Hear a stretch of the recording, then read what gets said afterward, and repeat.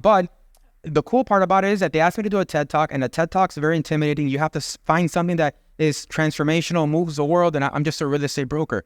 And it allowed me to take a moment and look back and think of my life and where I came from.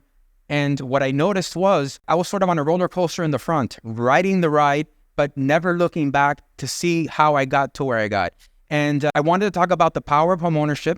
And when I was breaking that down, it brought me back in time, and it brought me back to when I was born and remembering, my parents making it a priority to buy a house and how special it was to buy a house and how their dream, I say in my TED Talk that, my parents found freedom in home ownership because they were able to do what they wanted, and that allowed them, Chris, to afford the best schools that money could afford that they could afford. It really gave me an advantage because they stabilized their cost of living. And as they made more money and they invested more, they were able to really distribute that into things that were really important, helping an immigrant family get ahead in a very competitive market. So it really opened up my eyes as I looked further and I saw the effect that it had on school, on communities, on just many different aspects. The power of homeownership is powerful. That what we do is much more than a commission. We make a huge impact, on society. And commission can be a driver,